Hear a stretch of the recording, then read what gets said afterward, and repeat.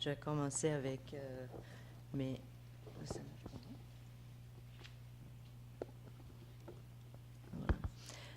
donc, qui touche le séquençage à haut débit pour vérifier comment on peut utiliser ces données pour la pharmacogénomique qui essaie de établir le lien entre la constitution génétique d'un individu et la réponse thérapeutique.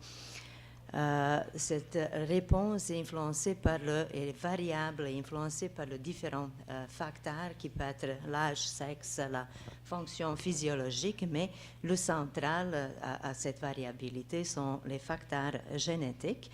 Et à cause de ces facteurs, c'est notre prédisposition génétique.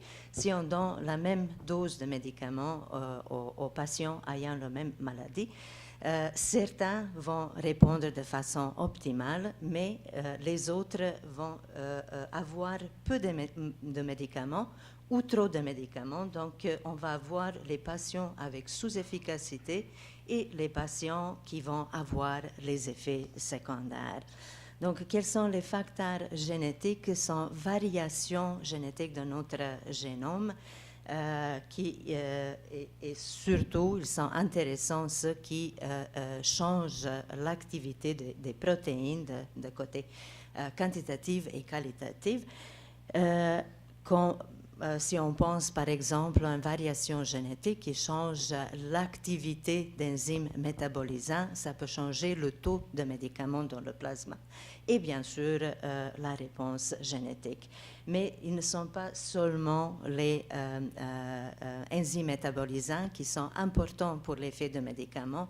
On a toute une gamme de gènes qui contrôle les transporteurs, les récepteurs, les enzymes qui sont ciblés par le médicament, ou on peut aller au-delà de gènes connus qu'on connaît qui influencent l'effet de médicaments en analysant le génome complet ou en analysant une portion du génome qui contrôle les protéines qui est connue comme l'exome. Donc, en comparant les exomes des patients leucémiques ayant certaines complications ou non, ou étant répondeurs ou non, on peut identifier les variants génétiques qui sont marqueurs pharmacogénomiques ayant une valeur pronostique. Donc, c'est ce qu'on fait.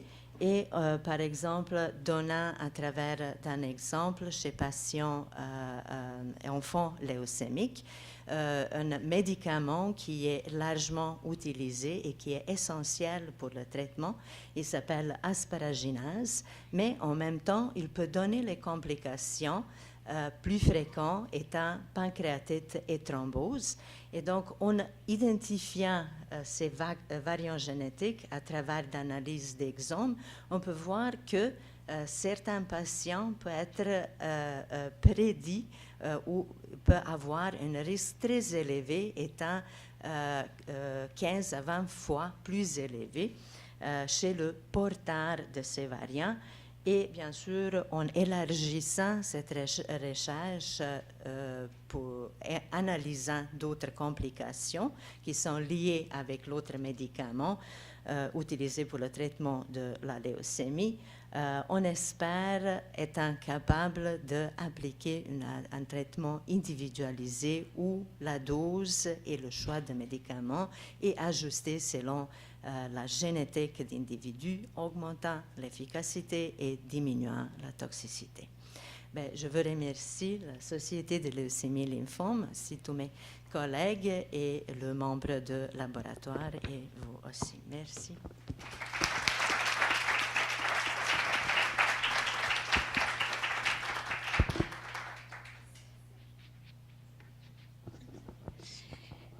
Alors, on va continuer. J'inviterai maintenant Madame Raquel Aloise.